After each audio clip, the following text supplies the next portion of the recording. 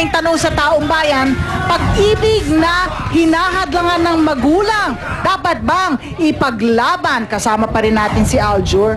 Yung tanong natin kanina, totoo ba na nung hindi ka pinapasok ni Robin, tapos nung hindi ka pinapasok, pumunta ka dun sa bahay nung ex mong si Rich Asuncion?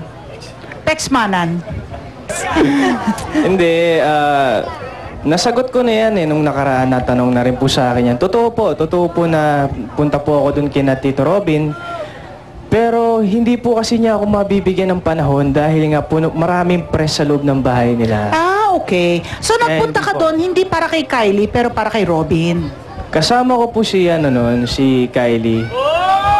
Kumbaga, alam niyo po, si Aljur is 21, no? Bata pa. Si Kylie also is 18. Sa ganyang edad, handa ka, what are you ready for? sinabi ko sa inyo, handa ako sa lahat ng pwedeng mangyari. Pero hindi ako handa na magkaroon ng isang kasama na. So si Kylie, pwedeng kaibigan na mahal mo na? Pwede. Pwede. Okay. Nakakadalawa na, Mama, yung pag-aamin. Unconsciously. Oy, pero Papa Jack, hindi lahat ng pinaglalaban may happy ending. Papa Jack, ano ba yung kwento mo dyan? Kasama ko po si Diana, Mama. Kwentuhan mo kami, yung papapiyawan mo kami, ano yung nangyari sa buhay mo na may pagkakataon pag napapabalikwas ka sa gabi, naisip mo, sana nakinig ako sa nanay ko. Kasi nung time na yun, medyo bata pa ako, kaya ayaw ng parents ko na magka-boyfriend una ako. Mahal ko yung guy, kaya lahat ginawa ko kahit ayaw nila. Nung nabuntis na ako, sinabi ko sa mama ko, sabi niya, wala na tayong magagawa dyan, sige. Tapos akala ko, susundan ako ng boyfriend ko dito, kasi para ipagpaalam niya na ako, mamanhika na sila, ganun. Pero hindi. Iniwan ka niya? Iniwan niya na talaga ako. Sa madaling sabi, pinaglaban mo, sinuway mo magulang mo para sa kanya, hindi kanya pinanagutan? Hindi. Diana, may tanong ako sa'yo. Ano yung mga bagay na nawala sa iyo nung iniwan ka at pinabayaan ng tatay ng anak mo? Mga marami. Tulad nung kalayaan ko na maging mabuhay nung walang iniintindi, yung tipong walang aalagaan. Pero hindi naman ako nagsisisi na dumating yung anghel ko sa akin. Kaya lang, syempre, minsan naisip mo rin, sana nakinig ako kay mama.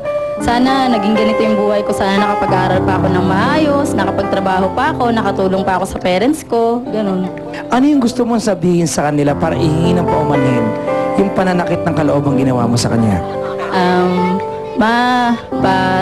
Sorry kasi sana nakinig na lang ako sa inyo. Sana hindi ko na kayo sinaway. Sorry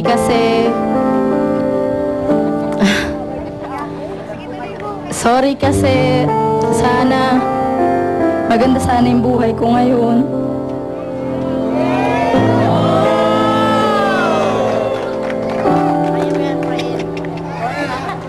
Ano yung kaya mo ipangako sa magulang mo para at least kahit paano hindi mo na maulit yung sakit na iparanas mo sa kanila?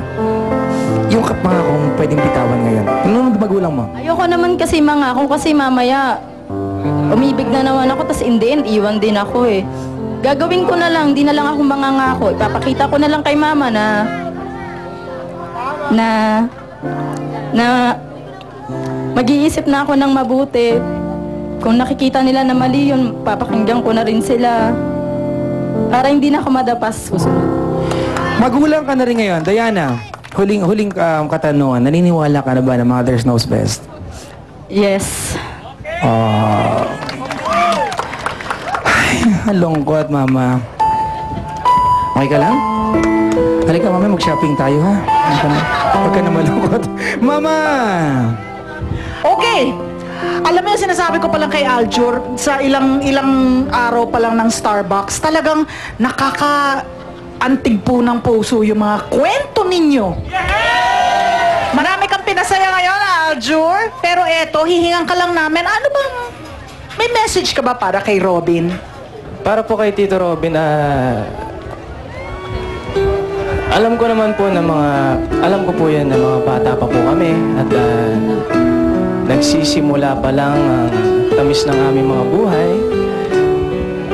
Gusto ko lang po sanang gusto ko lang po sabihin sa inyo na huwag po kayong mag-alala at wala po akong masamang hinahangad sa anak ninyo at hindi po ako nagmamadali at alam ko po ang mga priorities namin and bilang isang kaibigan po ni Kylie na special po sa akin, naging parte na po siya sa akin, parte na po siya ng buhay ko. Marami na po akong pinapangarap para sa kanya at gusto kong matupad ang lahat ng mga pangarap na yun. Yun lang po. I'm sorry. Alam mo, hindi, tinamaan lang ako kasi, di ba, 21 si Miko when he died. Sorry. Kasi edad kasi ni Aljur. Sorry!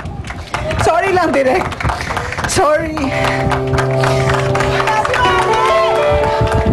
Sorry, Sorry, direct,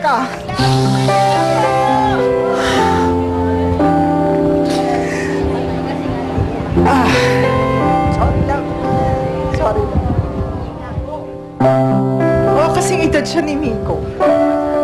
Pwede rin yun naman po ako maging anak, ma'am. Oo nga. Akin ka na lang. Kargato sa kotse.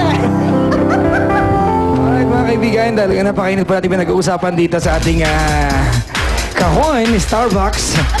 At Mama, Aljur. Okay. Grabe. O, may statement ka na.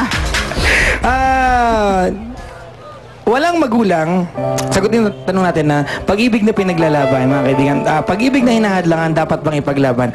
Walang matinong magulang na maghahangad ng masama sa anak. At pag ikaw yung anak, may minamahal ka, walang masamang magmahal ka dahil pinagdadaanan natin lahat. Pero bago mo ituloy-tuloy, sundin, maging mapusok, try to consider yung sinasabi ng magulang mo. Kasi hindi po pwedeng ayaw lang nila ng walang dahilan. Meron silang pinaghuhugutan. And then kung talagang ayaw nila, instead yung ating mga guests kanina nagtanan, pag nagtanan ka, binibigyan mo lang lalo ng dahilan yung magulang mo para magalit sa'yo. Hindi ba dapat kung ayaw ng magulang mo sa kasintahan mo, imbis na ipaglaban nyo yan sa ibang paraan, gumawa ka ng effort na baguhin yung tingin ng magulang mo sa kanya para magtugma-tugma yung mga bagay-bagay. Ako, statement din ako. Ang pag-ibig kasi, sabi nga natin, nakakabulag, di ba? Baka nabubulagan lang kayo. Ang pag-ibig din, nakakabingi. So kaya kailangan buksan nyo yung tenga nyo. You should listen to your parents. Kasi yung sinasabi nila comes from love for you They want the best for you. Mahal ka nila Agree. So sasabihin ba yung sinasabi natin, nasa isip mo, hinahadlangan nila yung pag-ibig ko. Teka muna, baka ang hinahadlangan ng magulang mo ay yung pagkakamali mo. Baka hinahadlangan ng magulang mo, magkamali ka at yung magsisi ka sa bandang huli. Gusto ko yun, Mama. Yung pinaka-tumatak, totoo, tapat at tumatak na statement ngayong araw na to, syempre tatanghalin nating Star of the Box. Sino yan for this day sa Remedios Circle, Papa Jack? Congratulations to Mami Susan. Ikaw may statement na tumatak. Totoo yan. At syempre, tapat. Tatanggap siya ng mga appliances and special gift packages mula sa Starbucks. Papasalamatan lang natin ang Place and Prince. Ang green cap para kay MMMNJ. Maraming salamat nga pala, Minami Appliances, Number Jewelry, Rossini Bags, Aqua Pass, Andas, Olive Sea, and of course, salamat. Barangay 702 Zone 77. Councilor 9000, maraming salamat. Ayan, happy birthday nga pala, Mama, sa ating spinner. Ayan, Romeo, happy birthday! Romeo, happy birthday! Salamat sa taong bayan ng Remedios! Starbucks! Dito! Kasali ka! Yay! Thank you, Papa. Thank you. Grabe. Ang gwapo po. Starbucks! Na-enjoy mo ang mobile chikahan at balitaan sa Starbucks.